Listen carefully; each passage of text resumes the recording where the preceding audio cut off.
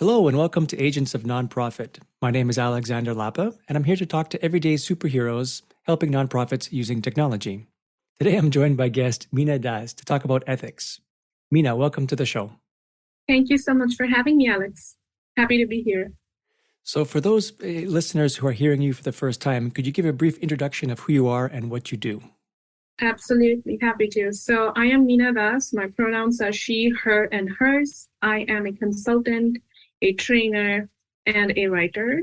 I work for nonprofits and social impact agencies. The focus of my work is around data, specifically, how do you bring social equity and justice through data? So, I don't focus on DEI, but I focus DEI through data. That means it translates to for nonprofits. I work around fundraising with their donor profiles, with research, with donor surveys, dashboards, KPIs, all that sort of thing. Again, looking at it with social equity lens. The second part of my work is workshops. Like I said, I'm a trainer. I have workshops around advancing equitable data collection, advancing equity through visualizations, moving towards human-centric AI. I'm sure we are going to be talking about parts of those in our podcast recording today.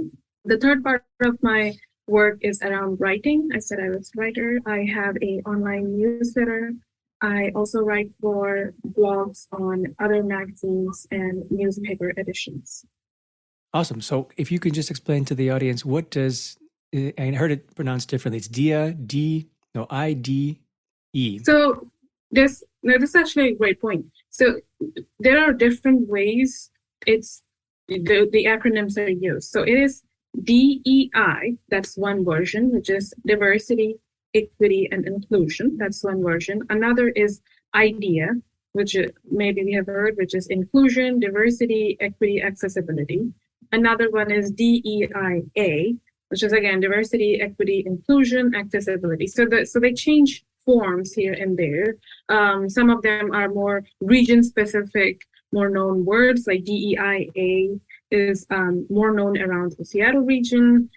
IDEA is more known around where I am right now, here in Vancouver. Either way, it belongs to the same meaning. It's about diversity, equity, inclusion, and accessibility. All right. So before we get into the meat of that, just can you tell me what got you started working with nonprofits? I'm always curious about to know, what pulled you in that direction from your personal life. Happy to answer that question. I love that question. So I'm a first generation immigrant from India. I moved to States and from States to Canada about 6 years ago. I have worked, I would say, almost for 15 years in the tech and nonprofit now, and doing this consulting as my own has been about a year, something now. What got me into all of this is about, I would say 15 years ago, roughly, I would say I started my own school when I was back in India. I started my own school for sexual assault victims and ex-prisoners. I would say an initiative where I was pouring everything that I was making, which wasn't a lot, but it was an endeavor that was close to my heart. And so I used to teach computers. I used to teach basically anything that people wanted to learn. And so I could just remind them how beautiful they are from their learning perspective, and life is still beautiful for them. Some of them were at a place which somehow life got them to be, and I was only trying to be a conduit for them to get to a place where they could do better. And at some point I realized that I don't have enough resources to sustain that school, and I realized from there that, okay, I need to probably earn more, learn more, because one, I did not understand all the fundraising models to sustain that school. And two, I didn't know how else to keep growing it from your own capital investments. So I moved to States. I got into further education around business analytics and data science, all those things, still into the tech space. Moved from Florida. I moved to Florida first, and from Florida to Seattle.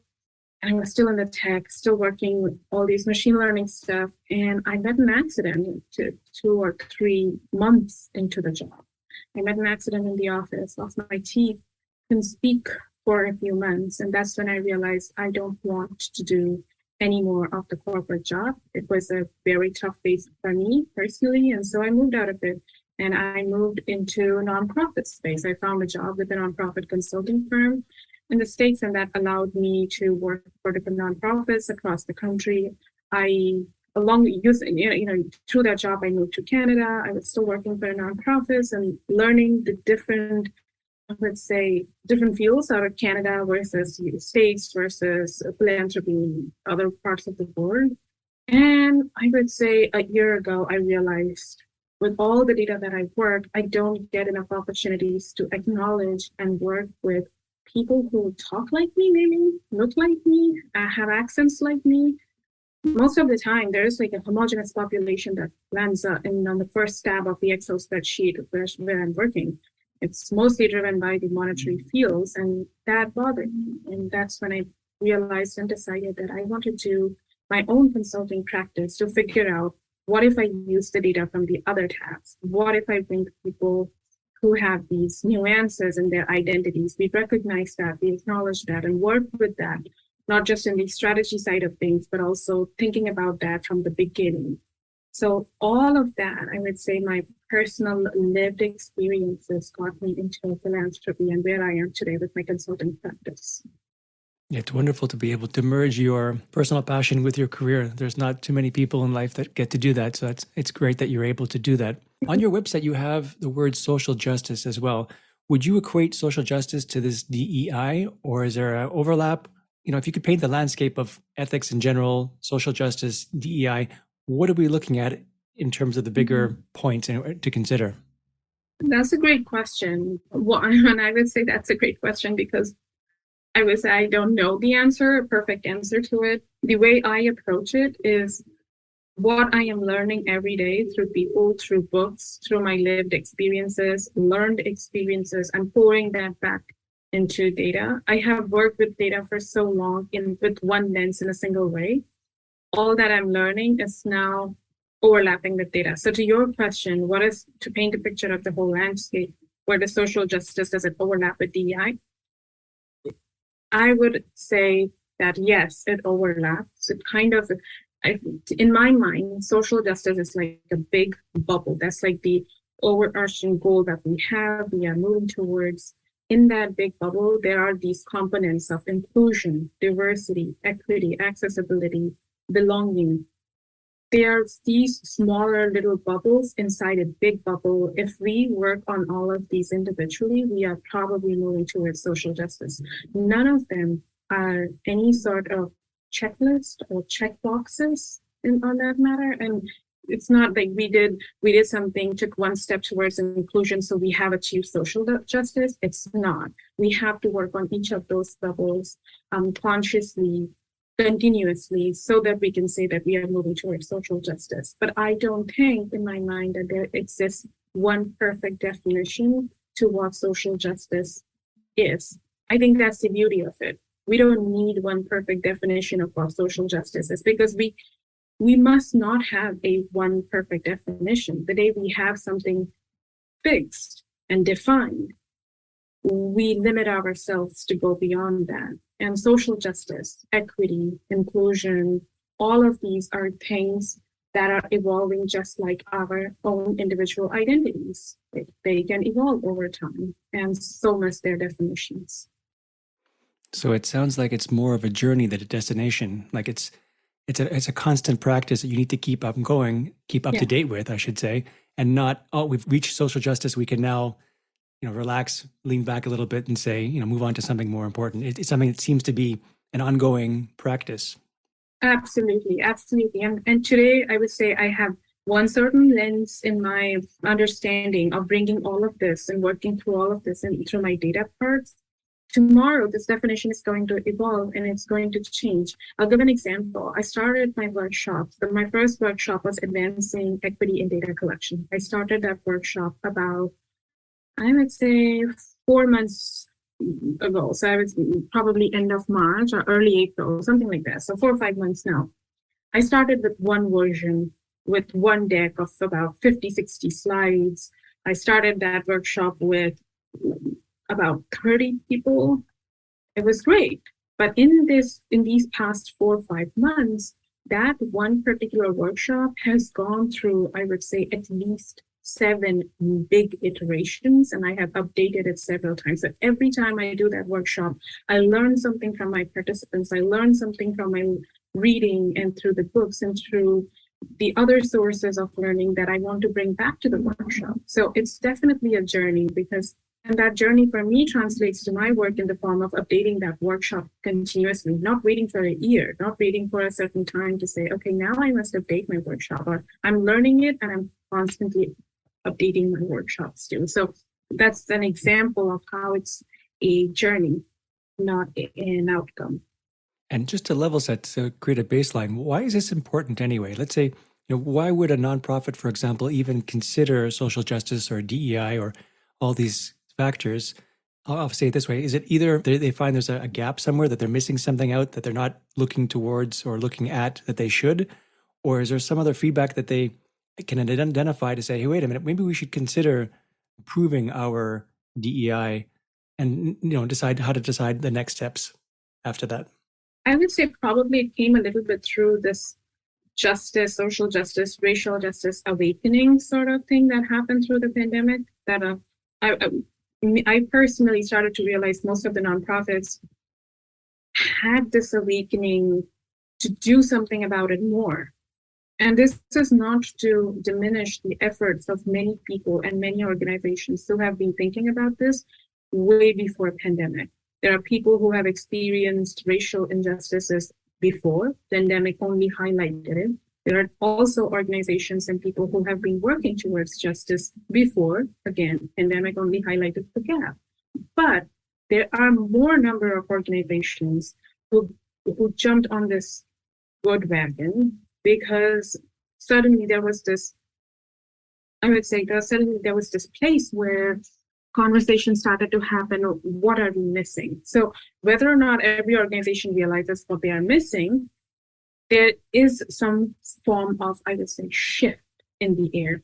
Now, what are they missing? What is the risk here? Why should nonprofits consider DEI or anything to do with justice? I would say the reason for that, one of the reasons for that is the demography around us, and I'm going to restrict my answer to states in Canada. The demography around us is changing.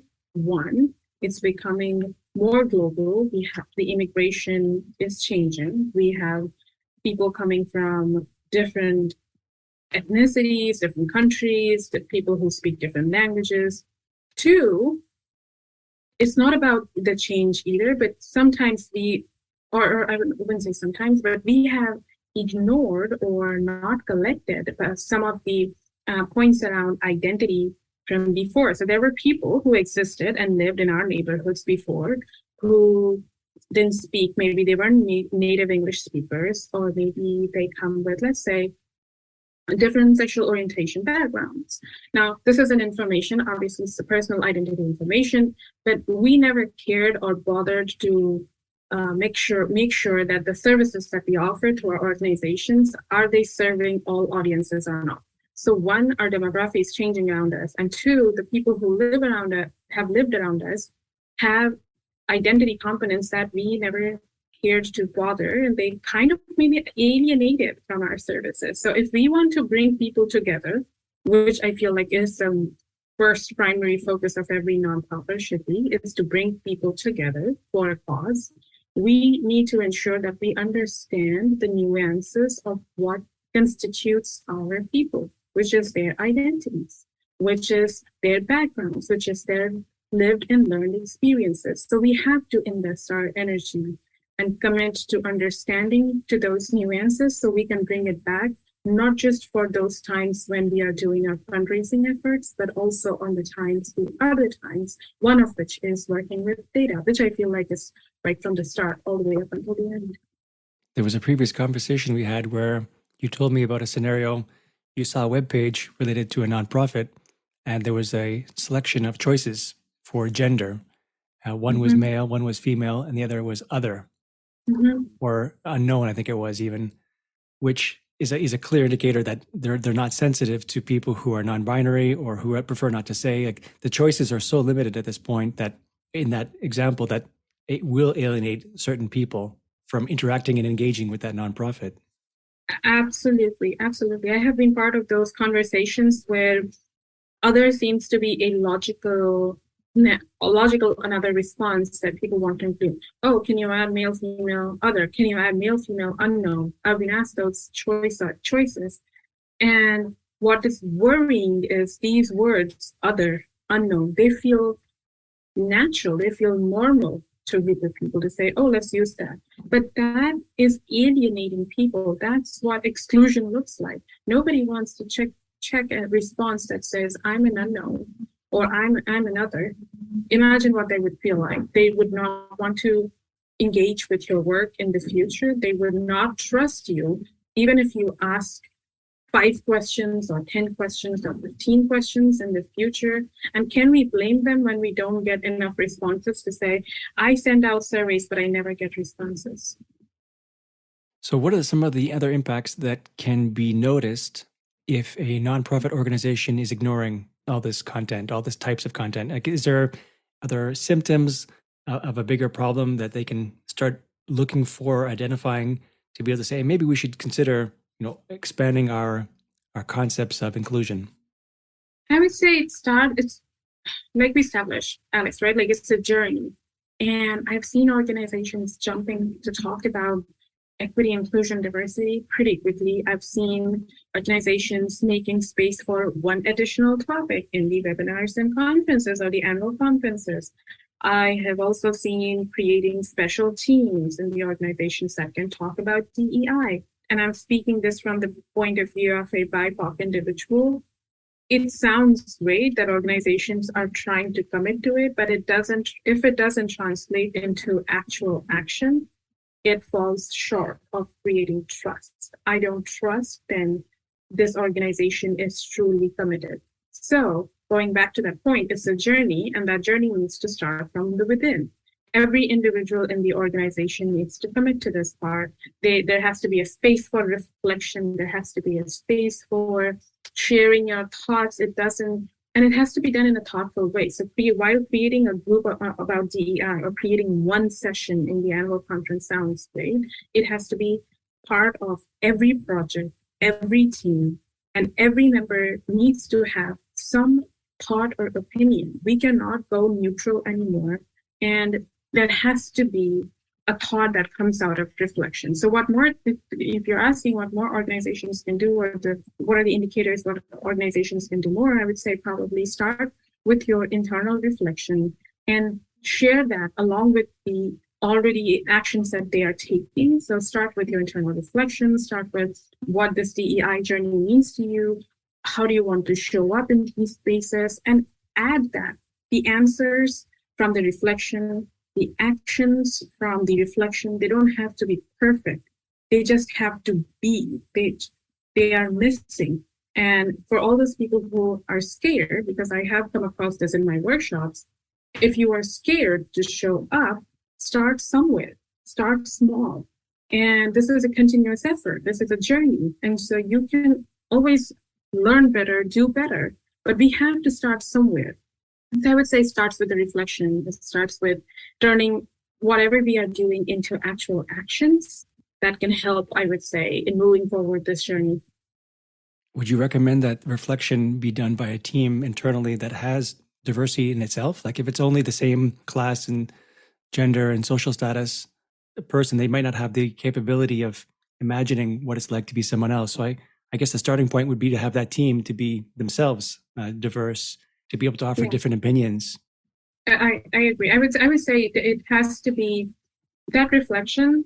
First of all, I feel like this question always kind of throws me off because I have response to it as an individual. I have response to it as the professional I'm speaking. But let me get to the professional I'm speaking response first. So I would say organizations need to go out, seek an expert in DEI. We have wonderful consultants in our nonprofit space. Learn who exists out in the world and use a consultant, bring them in and have them moderate your conversations and learn about how can you do this reflection. Because like I said, my individual response is different. My individual response would be take a pen and paper, reflect on it, write a few things, bring back. That's probably easier for the individual me to say it because I do a lot of reflections as such. But this is a topic where maybe what we don't know, and we need support on that. And there, my professional response is get a moderator, get a consultant who can help you on doing and facilitating these conversations as to what you need to think, why you need to think, how much deeper do you need to dig into yourself and within your team processes and practices. So you can then turn those reflections and then share that into some form of actions. One DEI team can probably create some practices for the entire organization, entire culture, but one team cannot do everything for every independent team and every individual team member or every project. That just falls down upon us as individuals. And that's where this kind of moderator can help to do some reflection and make sure, okay, are you integrating this approach with prospect research? Are you integrating this approach with the new dashboards that you are creating out of Salesforce? Are you integrating this approach with the predictive models you are creating out of, let's say, again, Salesforce add-on, Einstein Analytics, giving an example. Are you integrating these approaches or not? It's part of every project. It's part of every team. You also mentioned that there's sometimes a concern that they don't know where to start or they're worried about how to start. I imagine that kind of paralysis can happen very quickly in that you mentioned that it's better just to start and then improve over time. Is there a concern that they don't quite know, or a nonprofit wouldn't quite know where to start, or is so frightened that they don't know if they would start on the right foot? Yeah. Is that a concern that they should have, or is it just start doing something, start improving things, and then get that feedback and change along the way to become better and better? How would you approach or address that kind of concern? I work in the workshops on two things, right? My workshop title goes as Advancing Equity in Data. And then it's about data collection or visualization or AI. The foundational thing is advancing equity through data. And right there, most people with whom I have worked so far through my workshops, whether it's the individuals or whether it's the staff trainings, a common thread that I have found is people are scared of two things in that title: equity and data.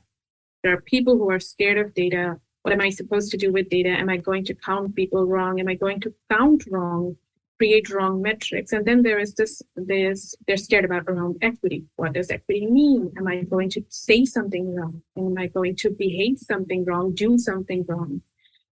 All of those two things, all the fear around those two things, equity and data, just makes people really do nothing.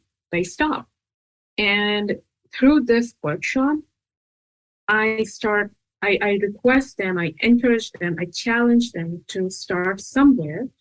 And I don't encourage them to start at equity from the start. If you have I kind of figure out what kind of relationship do you have with data. And if it's something where they feel clueless or nervous about data, well then, let's start working with your relationship with data. And the way I recommend most people in my workshops to start thinking about this topic is exactly how you would strike a conversation with a stranger in a conference. Say you are in a conference with 50 people, and there are a lot of people whose faces you know. There are some whose faces you don't know. You are meeting for the first time. Well, after pandemic, I feel like anybody's face we know, we still have to make an effort. How do you strike up a conversation with a stranger? Do you pay a compliment? Do you ask a question? Do you find some common ground and say, hey, this conference with something like this?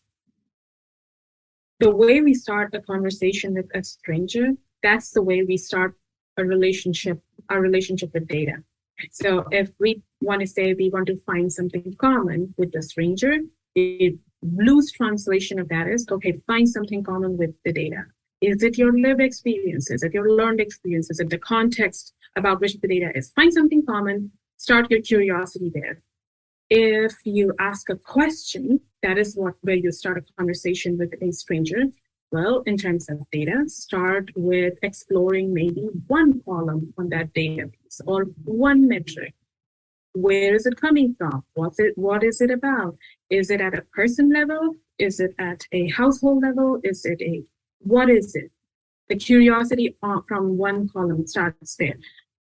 This kind of curiosity over time to build better relationship with data that brings comfort around data.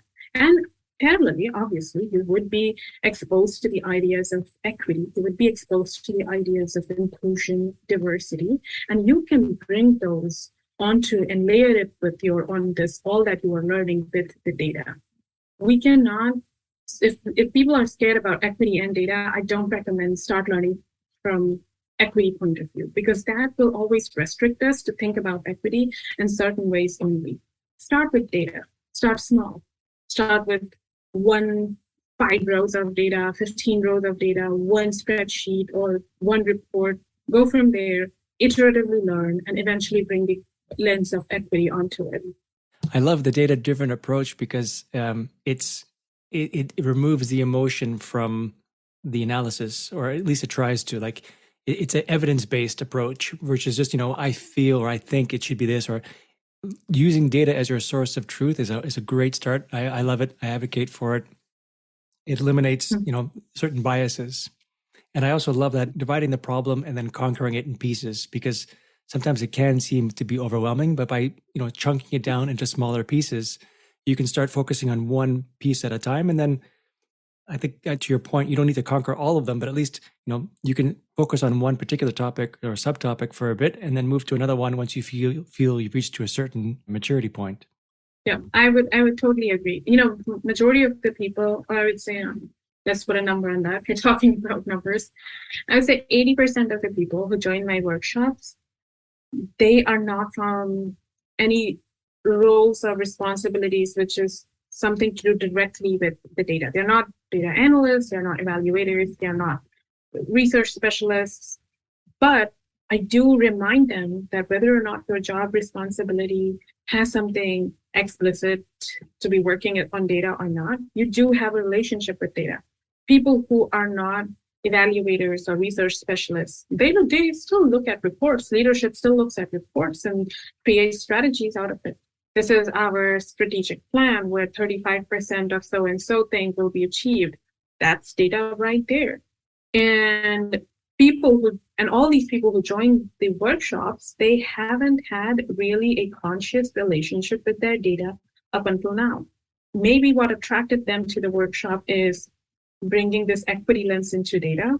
But this is where my focus and energy goes in the workshop, is start with working with your relationship with the data. That's where you need your curiosity aligned to be able to bring the equity lens. Equity lens is not a taught checklist or 2-page PDF or one chapter that you can implement.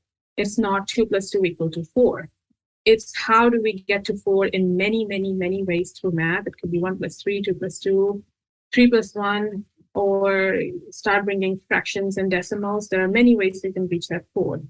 That's what we are trying to do through that workshop. And so I absolutely agree that breaking it down and starting at one piece is important and helpful. What are some of the benefits you've seen from people who attend your workshop? Something maybe tangible, or any metrics that you can share, or even general feelings that people have, or beliefs that things have gotten better? That's a great question, because I keep asking that myself after every workshop, just to include it in my on my page. Well, there's 2 things. One, the outcomes of this workshop is something that I don't attempt to restrict in any form of metrics, probably deliberately, but also because it's tough, right? You do one data equity workshop, unless you start implementing it in your workshop. I can create artificial metrics, but that wouldn't be the right approach I want to use.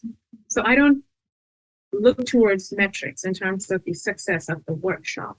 In terms of the success of the workshop or tangible things out of this workshop, I would say I do ask questions to all the participants of my workshop during and after. Do you learn to a certain extent for what you came for? And people give examples on how they are going to be using everything that they learn. Sometimes the examples goes as, I learned this particular thing, I am going to implement in the project that I am doing right now. Sometimes the examples goes as, I didn't think about this particular thing in a certain way. I'm going to talk to my director about this so she can implement it in her reports. There are different examples where people think about it and come back with this is how they are going to use this learning in their work.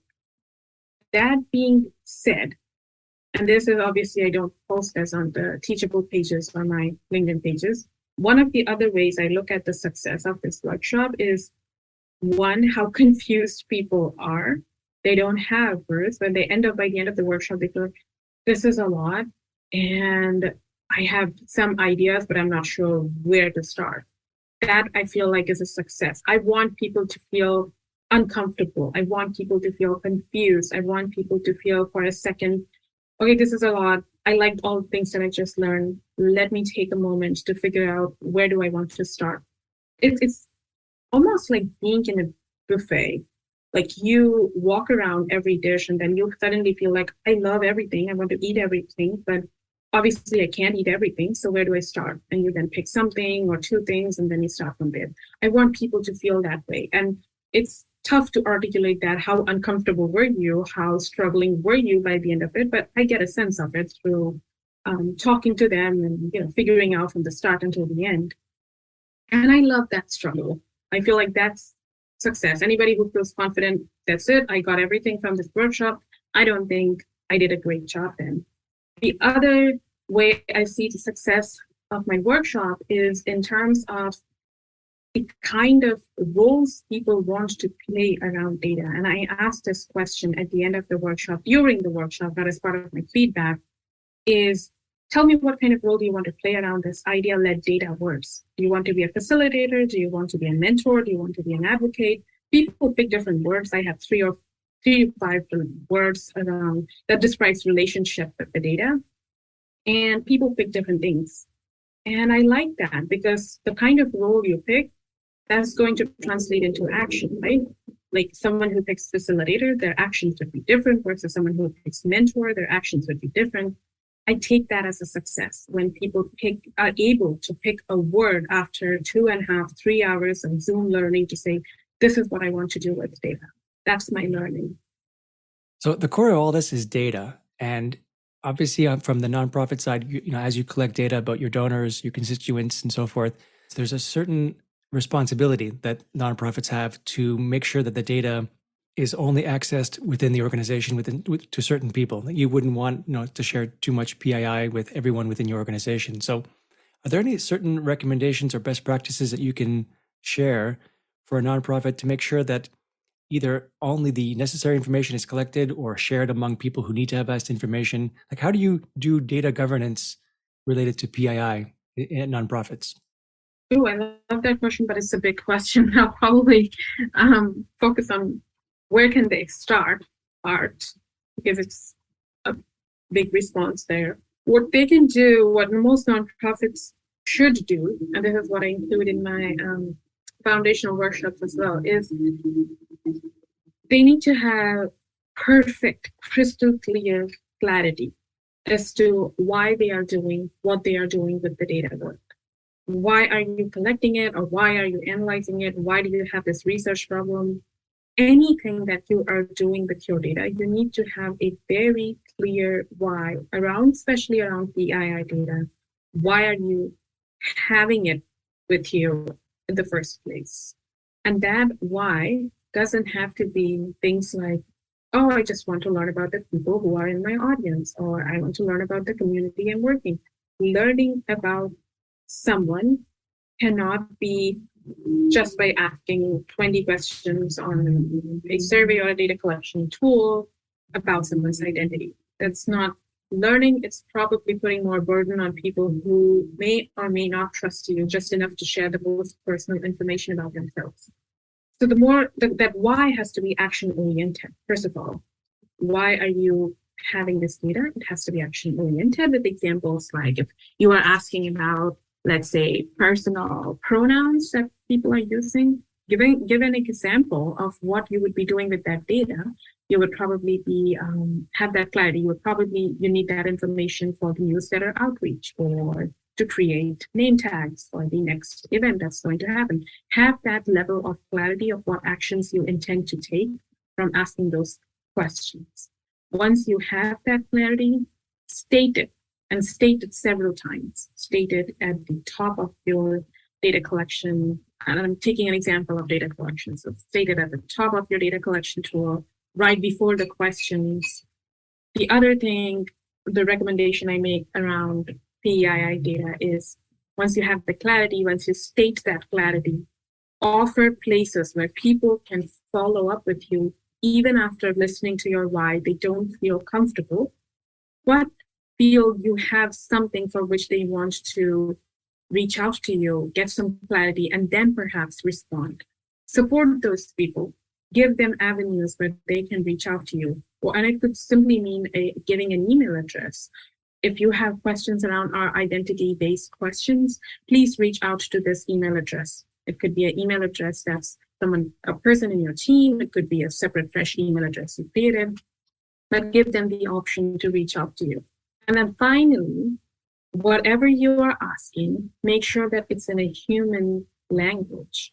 Going back to that point about others and unknown, any language that's alienating people, just simply refrain from it.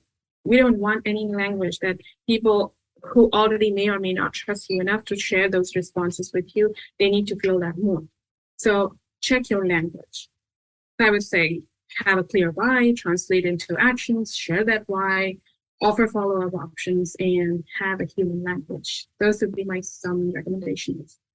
And then in terms of sharing the data internally within the organization, so you've collected the data, you've already communicated to the constituent, how you're going to use the data.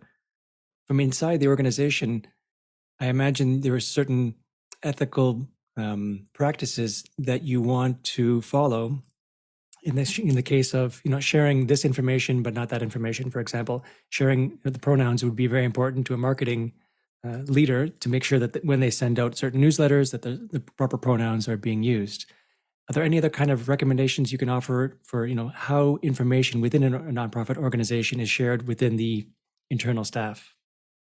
I think that's part of the why.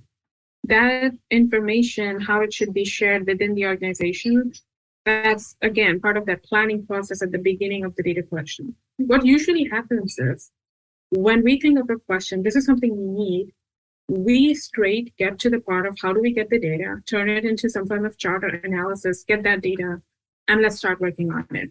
That part at the beginning of having that clarity and intention and purpose, that sometimes just goes missing. We need that. And once we have that space, this clarity around who should be receiving the data and to what extent from the data collection within the organization is part of that initial planning process. It's tough when you have the data at the back end after you have collected everything to suddenly decide, okay, who should get it, who should not. Chances are most of I have worked with these people get everything they have access to.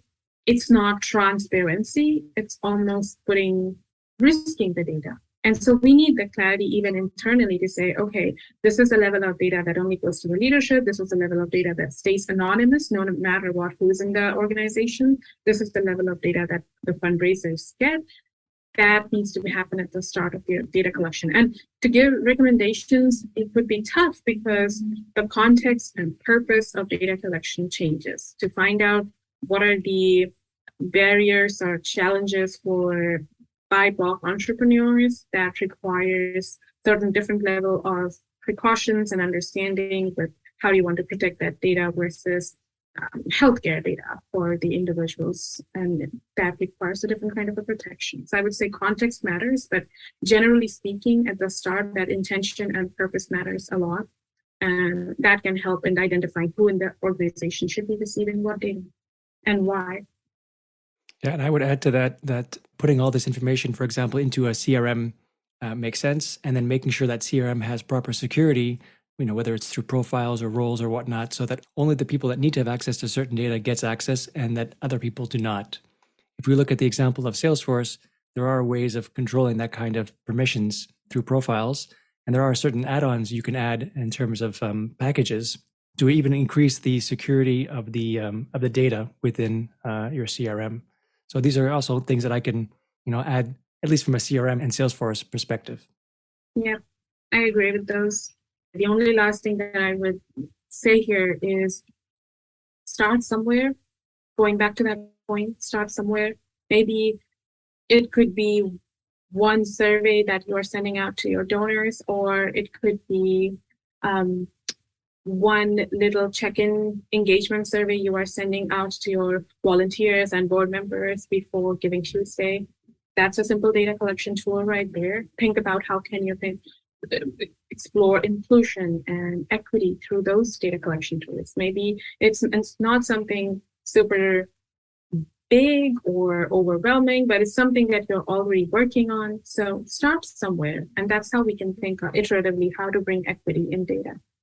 Awesome. So for people who want to get in touch with you online, where can they find more about you? They can definitely reach me on LinkedIn. That's the only place I'm very active right now on social media space for my profession. I am building a Facebook page, but that's a long story for another day. They can also reach me on my website. I have a website for Namaste Data, which is my consulting practice. I also have my Data is for Everyone school, which is where I offer my workshops. Alex, you will have all the links, so I'll make sure that you can share it with anybody who's listening and would be interested in reaching out. Perfect. Thank you so much for joining me today. Thank you so much for having me here. All right, folks, that's it for today. I'm Alexander Lapa, and I hope you join me again next time for Agents of Nonprofit.